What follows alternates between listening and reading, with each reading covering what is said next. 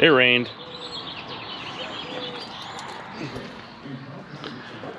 Hey guys, welcome back. Well, we got some much needed rain. I had 1.25 inches at my house. Out here, I don't know, maybe half an inch or so, or a little bit more. Kind of depended where you're at. At my house, the 1.25 inches, we got lucky with that just because we ended up underneath the right thundercloud. We had a thunder cell roll through, and when I got home, I had 1/4 in the gauge, and then that thing rolled through, and then after that, we had 1.25 inches in it. So we got about 1 inch of rain in about an hour, which that's a lot for us, for where we're at in California.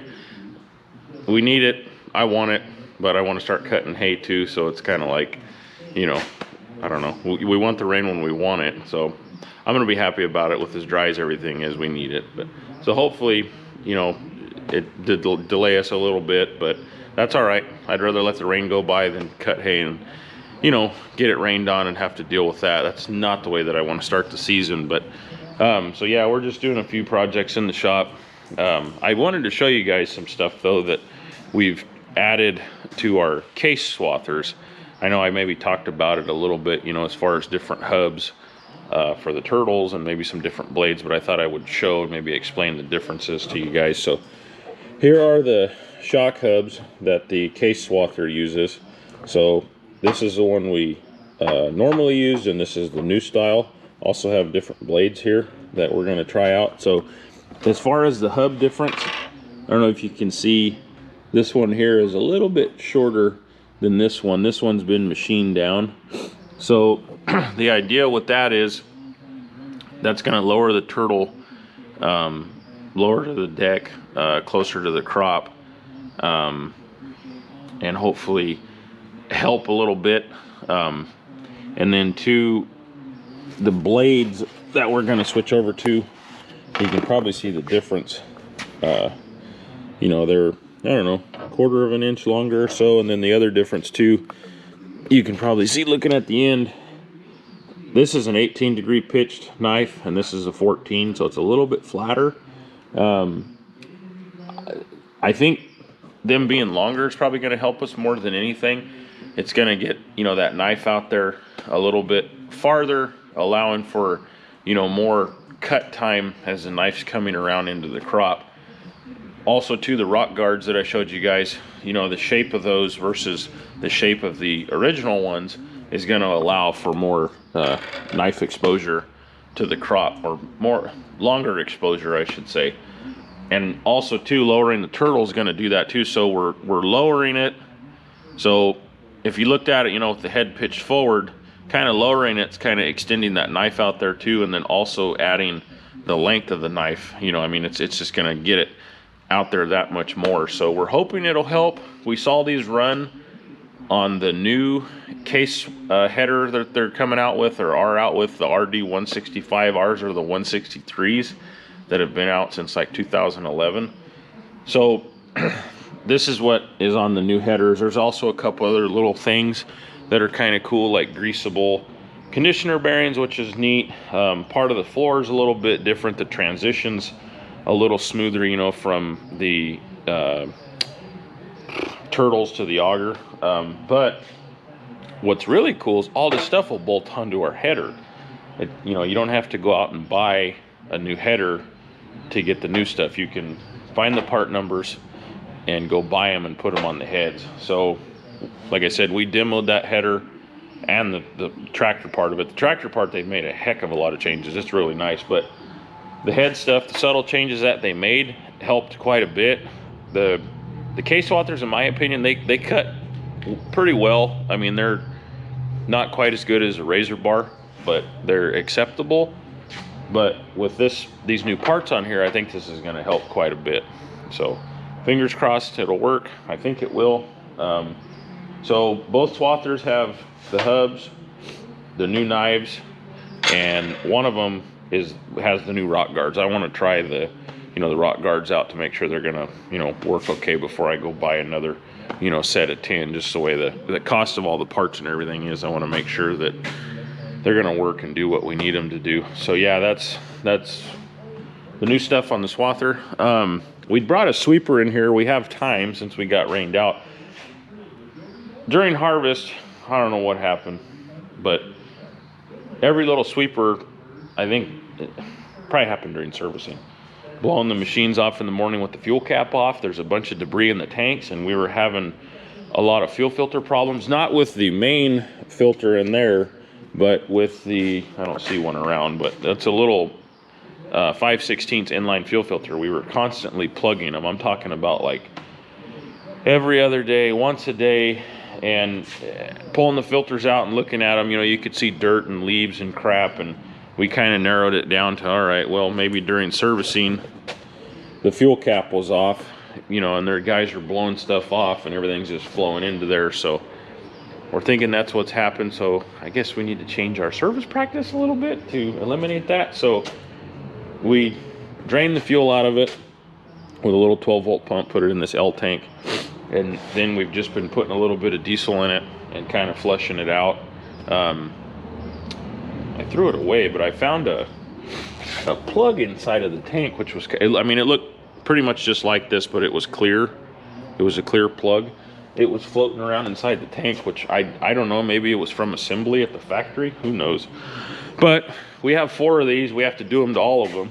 So we've kind of been screening the diesel as we're putting it back into this tank, and we'll pump it right back in, especially with as much as this stuff costs right now. So yeah, we're got to get that done on these little sweepers. It's just one of those jobs that Robert, the guy who kind of takes care of the sweepers, he was talking about it, and it was like, hey, we got time, you know, why don't we just get that done before we, because Robert also drives a harrow bed, so before he gets busy, you know, he can get that done. And then we got the trailer project that I showed briefly the other day. So George has the back extended, and now he's going to do the front. So he's got the hitch cut off of there, and then we're going to add I think we decided like 17 inches or something to the front, and should make it to where it'll fit that, make it a little bit longer, you know, to kind of utilize it for other things. This trailer's not going to be like a heavy hauler. It's only a single axle, you know, but it should handle that. My dad used to haul a dune buggy on this, and then a sprint car, I think, a little bit, but I don't know if you can see the blue or gray, whatever that is, kind of Y frame right there. This used to be what they called a T trailer. So I never saw it this one used, but I've seen them. So the T trailer was made, or I call it a T trailer, I don't know what you call them, but my dad would use it to haul a buggy, a dune buggy. He was really into the Volkswagen dune buggy thing. So basically this was just the trailer. You had the axle, this Y frame, and I think there was some type of rail or something in the center. And then you had maybe a spot in the back to hold the back wheels up. So you would drive your buggy up, and basically it'd hit the middle of the T and it would slide on, and then your back tires would crawl up onto something, and you would just haul it that way. So you had your front tires just hanging out here in the air, and then your back tires were up on some sort of flat platform or something. But yeah, so I think my dad just built this trailer on top of the frame way back when, I don't know, but this trailer sitting out in the yard for a long time. I mean, I remember using it as a kid, but I don't know, it's one of those things, you can't have enough trailer. So we decided to bring it in here, and you know, of course, like everything else, we want to modify it and make it how we want it. But you know, getting into doing that and building something on top of something else, you know, things aren't exactly square, so you got to kind of massage things in to make it look right, but we're making it work. It'll look fine. But yeah, so it's a trailer built on top of a trailer, and then that trailer was been modified, if that makes any sense. So that's what we got going on. We're waiting on a baler and a tractor to come back to the shop from the dealer. The dampener between the engine and the transmission was coming apart. We went to pick it up and had some shifting problems with the transmission, so we took it back in there, and something with a speed sensor not reading the dampener right, and they sent a camera inside of it and saw the dampener was coming apart, so they got to split it from the engine to the transmission. So yeah, it is what it is. It's only money, right? But anyway, yeah, hopefully I'm gonna go walk some fields today, probably take you guys with me, and we'll check and see how things are drying. So we'll catch up with you either in here or in the field. I'm not sure yet, so stay tuned. All right, we're on our way. We're gonna go check a couple alfalfa fields and then a wheat field.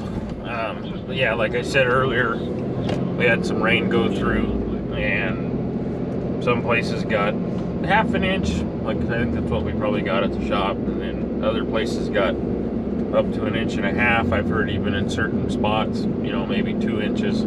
Probably just depends what clouds you were under when the, you know, thunderstorms rolled in. Like I said, at our house we ended up with 1.25 inches, but 1 inch of that came in an hour, so that's a lot of rain for us around here. But yeah, we're gonna check alfalfa field here that a guy's ready to cut, you know, when it dries, so kind of get a handle on where it's at and figure out when we're gonna cut it. So we're gonna walk out there, see how wet it is, and kind of go from there.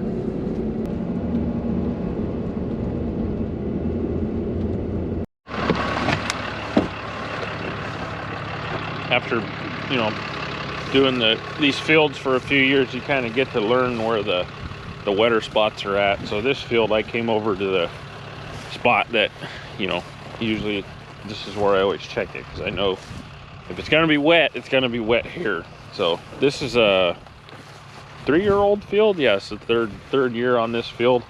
It's kind of cool. It's the first field I've ever dealt with that is on subsurface drip irrigation.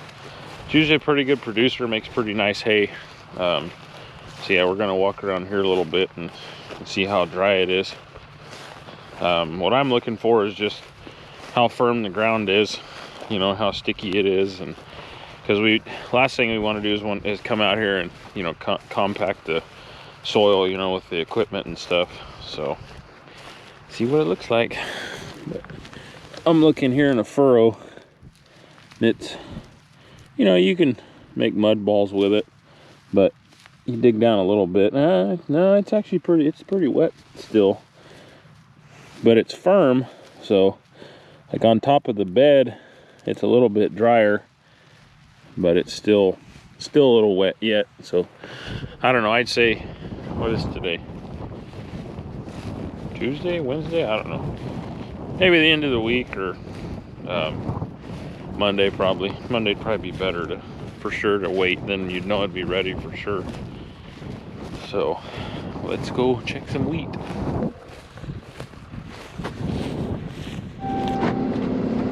So yeah, with it being wet, you know, we could cause some compaction issues in the field. Also, we'd probably have issues cutting, you know, if it was that wet for mud and stuff to ball up. But the other thing too, I don't like to I can't talk. I do not like to cut and have the windrows laying on top of wet ground.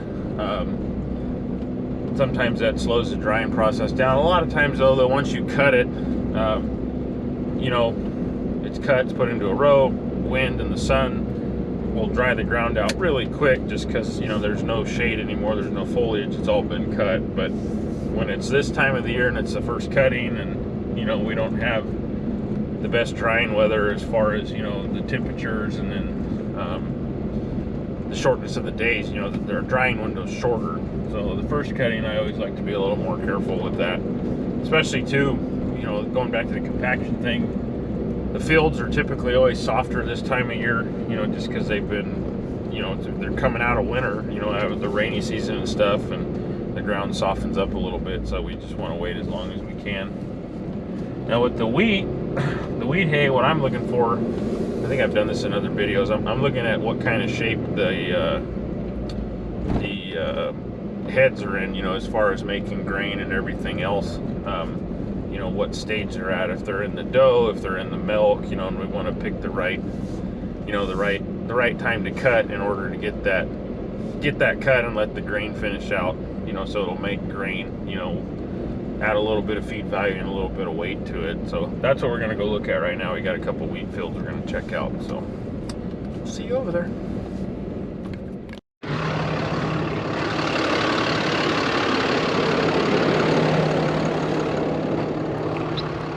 Alright, now I'm going to check out a Bearden's wheat field. And I think they got more rain over here. It seems like it's a little bit wetter. So basically, what, as the crow flies, from where we were just at, maybe 2 miles, 3 miles maybe. So you can tell it's a little wetter over here. But the wheat, I'm not, well, obviously I'm concerned how wet it is, but that's not really what I'm looking at. Well, it's not mainly what I'm looking at. I'm also going to check the heads and see what kind of stage they're at. But kind of kick some wheat out of the way and look. Yeah, this is still pretty wet, but see the cracks. So that'll help dry. But it's a really nice field. Really nice. But all right, I grabbed a couple heads, so take them over to the truck and kind of show you guys what I'm talking about. I think maybe I've talked about this before, but it doesn't hurt to talk about it again. Okay, pretty simple. Grabbed a grain head off of the wheat there, and I'm gonna pull some of what will be the pods off and see what's in there. Excuse me. So I pulled it off, and you squeeze it and see there's not, I wouldn't even really say there's juice in there. I mean, there's a little bit. Yeah, so there may be a little bit of dough in there, but it's still kind of immature. For me, if we're talking about cutting, I like to cut when it's in the dough. That to me, you know,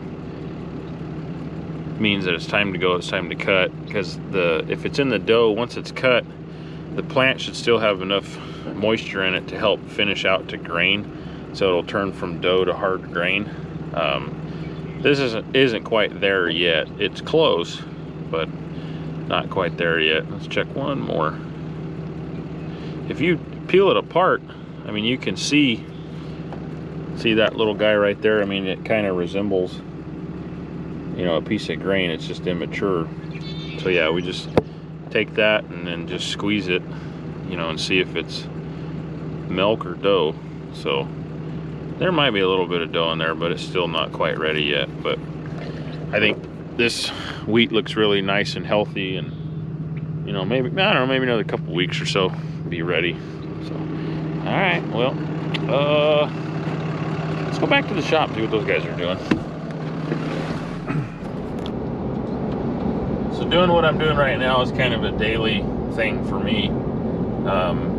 It's a big part of my job to get around and look at things. It helps me schedule what we're gonna do, you know, tomorrow, 5 days from now, a week from now. You know, and it's important for us to do that. That way we can, you know, stay efficient, stay busy, and just know what's going on, and keep from jumping around and going over here and going over there, or you know, trying to be reactive. Like if a grower calls, oh, I'm ready for tomorrow, you know, and maybe you're doing something else, it's like, you know, then you got to figure out what to do, which sometimes that happens, and you that's why you have to work. But I try to get around and look at stuff as much as I can to prevent that. That way we kind of have a nice flow.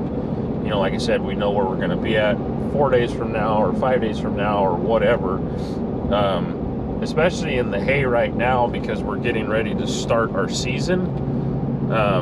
You know, and we're gonna cut each field 6 or 7 times. So whatever order we go in right now, that's what we're gonna have all summer. So if we can get it to where we have a nice flow, you know, for cutting, that's what we want to try to do. And what I mean by that is, like, in a perfect world, if we could start cutting for our growers who are closest to our shop, and then, you know, work to the ones that are farthest away, that would be great. Or the opposite way, you know, start farthest away from the shop and work back towards the shop. But that doesn't always happen, but that's what we try to do. You know, it just kind of makes our life a little bit easier. But every year's different. But it's, I mean, probably 85-90% of my job is doing what I'm doing right now, is just driving around, you know, checking on things and making sure everyone's in the right place, but also talking with our growers and getting things scheduled.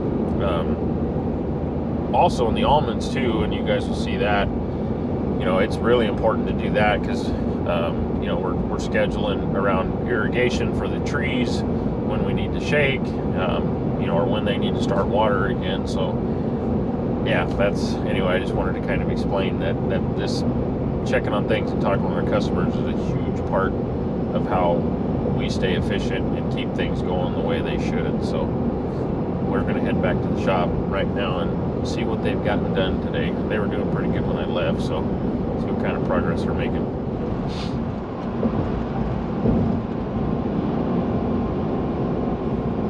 Led us to talking about this again is Chris Rock, because the price of his tickets have gone way up.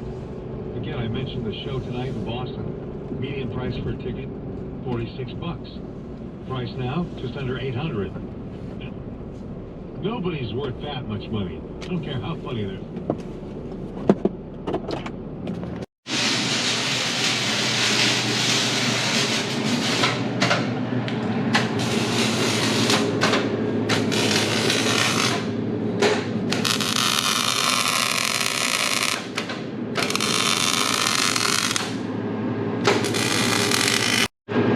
I heard that.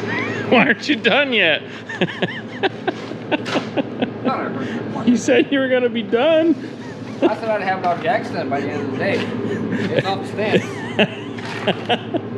Off the jack stand? I said it. Kept my word. It looks good. It looks real good. I want to go down the road. Little bouncy bounce. Looks good. Alright guys, that's going to do it for this video. I know it wasn't too exciting, but we just don't have a whole lot going on, you know, waiting for things to dry. But I think the next video we're going to be cutting some alfalfa, so something to look forward to. But anyway, thanks for watching this one, thanks for watching the other ones, and we'll catch you in the next one. See ya.